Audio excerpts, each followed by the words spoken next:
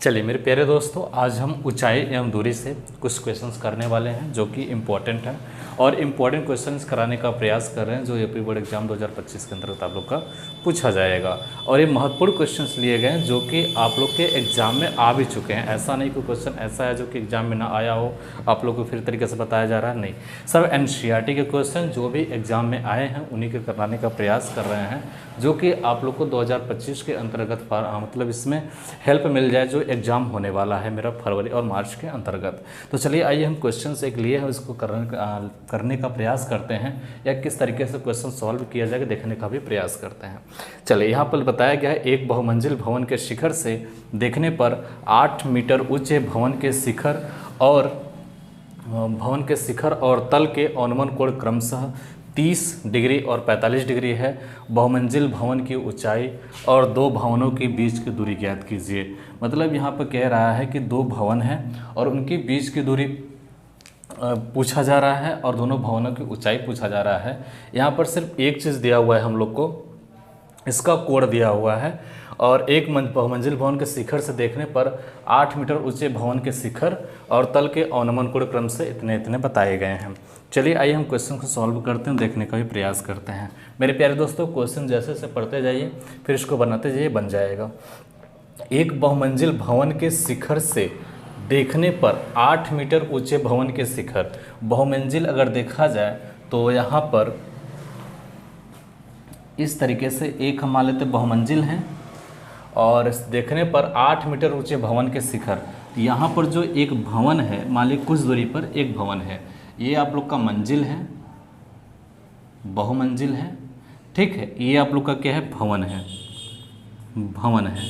कह रहा है कि 8 मीटर ऊंचे भवन, मतलब इसकी ऊंचाई बता दिया हम लोग को कितना है, यहाँ पर लिख सकते हैं 8 मीटर ऊंचाई है। प्यारे दोस्तों कितना है, 8 मीटर ऊंचाई है, इसका 8 मीटर ऊंचाई है।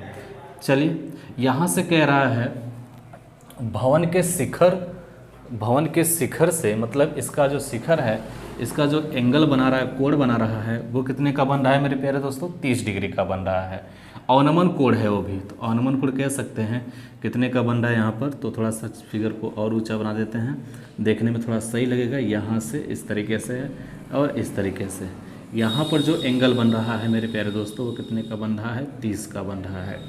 फिर इसके बाद कह रहा है तल, मतलब कि जो भवन का तल है, बहुमंजिल के शिखर से इसका जो एंगल बन रहा है वो कितना बन रहा है मेरे प्यारे दोस्तों, 45 बन रहा है। कितना बन रहा है, 45। मतलब यहाँ पर जो एंगल बनने वाला है वो 45 बनने वाला है। तो इसे कह सकते हैं 45 डिग्री और इसे कहते हैं 30 डिग्री। मान लीजिए यहाँ से यहाँ तक की ऊंचाई हम लोग का कितना है, 8 है। तो ये ऊंचाई हम लोग का कितना रहा होगा, h रहा होगा, और ये ऊंचाई इसके बराबर हो जाएगा। तो ये ऊंचाई मान लेते हैं कितना मेरे प्यारे दोस्तों, 8 है। तो अगर यहाँ 8 है तो ये पूरी ऊंचाई कितनी हो जाएगी, तो कहेंगे सर h + 8, मतलब दोनों को जोड़ के बताया जाता है। तो h + 8 मीटर ऊंचा हो जाएगा। अब भवन की बीच की दूरी, यहाँ से यहाँ तक की दूरी कितनी है, तो मान लेते हैं दूरी कितना है, x है। अगर ये दूरी x है तो ये भी दूरी कितना होगा, x ही होगा प्यारे दोस्तों, कितना होगा, x होगा। चलिए इसका भवन का नाम रखते हैं, फिर उसके बाद हम लोग करना स्टार्ट करते हैं। थोड़ा सा फिगर में यहाँ पर नाम रख देते हैं B, C, D और ये E है। चलिए अब देखा जाए तो यहाँ पर मान लेते हैं जो बहुमंजिल भवन की ऊंचाई है और दोनों भवनों के बीच की दूरी है वो हमने मान लिया है कुछ इस तरीके से। यहाँ लिखेंगे बहुमंजिल माना दोनों भवनों की बीच की दूरी, दोनों भवनों की बीच की दूरी, दोनों भवनों की बीच की दूरी कितना है प्यारे दोस्त, x मीटर है, x मीटर है। सबसे पहले हम लोग अगर बात करें त्रिभुज DCE के अंतर्गत बात करेंगे तो जो समकोण त्रिभुज हम लोग को दिख रहा है, समकोण त्रिभुज किसके अंतर्गत, DCE में देखा जाए तो हम लोग का जो C है वो 90 डिग्री है, यानी समकोण है। तो यहाँ से हम लोग लिख सकते हैं जो CE दिया हुआ है वो h दिया हुआ है प्यारे दोस्त, और यहाँ पर जो हम लोग का DC दिया है यानी CD दिया हुआ है वो x मीटर दिया हुआ है। अगर h और x दिया हुआ है तो हम यहाँ से थोड़ा सा हल कर सकते हैं क्वेश्चंस को हल, और इसके बीच में जो एंगल दिया है वो 30 दिया हुआ है। कितना दिया है प्यारे दोस्तों? 30 दिया है। तो लगा दीजिए फार्मूला। यहाँ पर दिया क्या क्या है? आधार दिया है, ऊंचाई दिया है, तो एंगल से पता कर लीजिए कि h और x में क्या रिलेशन आएगा। तो आप लोग जानते हैं tan theta is equal to होता है लंब बटा आधार। तो लंब यहाँ पर CE है, आधार यहाँ पर कितना प्यारे दोस्त? आधार यहाँ पर कितना है? CD है। tan थीटा, थीटा मतलब यहाँ 30 हो जाएगा, और CE मतलब यहाँ पर कितना दिया है? h है, तो h रखेंगे, और CD मतलब x हो जाएगा। tan 30 की वैल्यू कितना प्यारे दोस्तों? tan 30 की जो वैल्यू होती है आप लोग जानते हैं, tan 30 की वैल्यू तो 1/√3 हो जाता है। यहाँ से h और x, तो h इज इक्वल टू हो जाएगा x/√3। तो ये h की वैल्यू आ गई, इसे इक्वेशन मान लेते हैं 1। ठीक है, अब पुनः चलते हैं त्रिभुज ABE में। अगर ABE में चलेंगे, पुनः समकोण त्रिभुज ABE में, अगर ABE में बात करें प्यारे दोस्त तो क्या मिल जाएगा? तो आप लोग जानते हैं ABE में जो B है वो हम लोग का 90 डिग्री है, यानी समकोण है। तो यहाँ से कह सकते हैं कि AB इक्वल टू कितना है प्यारे दोस्त? तो AB इक्वल टू आप लोग का x है, और यहाँ से जो BE है वो BE कितना दिया हुआ है प्यारे दोस्तों? तो कह सकते हैं h+8 है। BE कितना है प्यारे दोस्त? यहाँ से h+8 मीटर है। तो यहाँ से लगा सकते हैं, यहाँ भी हम लोग का हो जाएगा आधार और लंब हो जाएगा। आधार और लंब का रिलेशन जो होता है tan का आता है, तो tan is equal to tan theta is equal to BE/AB हो जाएगा। tan थीटा की वैल्यू कितना दिया है प्यारे दोस्त? 45 दिया है। BE का मान कितना है? BE का मान देखा जाए तो h+8 है, और AB का मान कितना है? x है।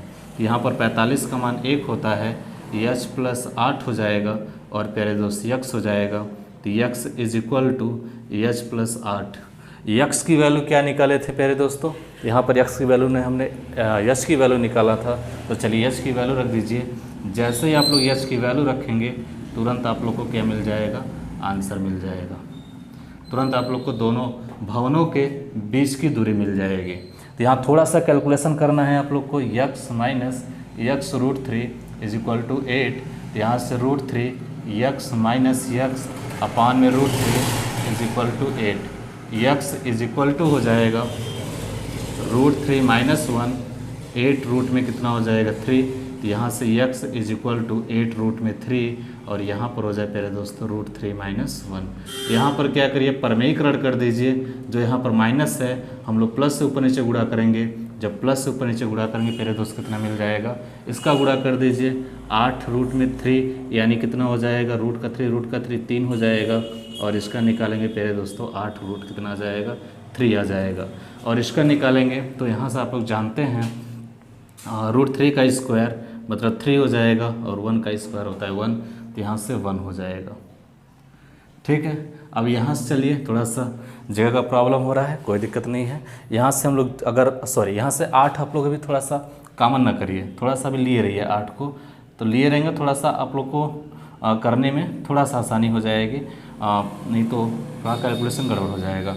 चलिए देखते हैं 8 3√3 और अपॉन में कितना हो जाएगा? 2 हो जाएगा।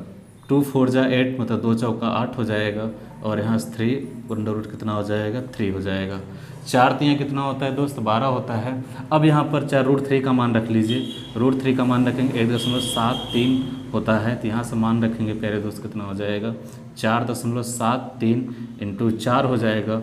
गुणा कर दीजिए, 4 3 12, 4 से कितना होता है प्यारे दोस्तों? 28 होता है। 28 और 1 कितना हो जाएगा? 29 हो जाएगा, और 4 चौका 16, 16 2 कितना हो जाएगा?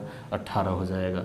तो कह सकते हैं 18.92 मीटर ये क्या आ रहा है? दोनों भवनों के बीच की दूरी आ रही है, तो उसकी ऊंचाई कितनी हो जाएगी? चलिए यक्स का मान निकाल लेते हैं। तो यक्स का मान निकालने के लिए हम लोग को यश का मान निकालने के लिए यहाँ पर अगर यक्स का मान रख देंगे तो हम लोग को यश का मान मिल जाएगा। चलिए रखते हैं यहाँ पर मान, रखते हैं यहाँ पर h is equal to x का मान 18.92 है, ये √3 हो जाएगा।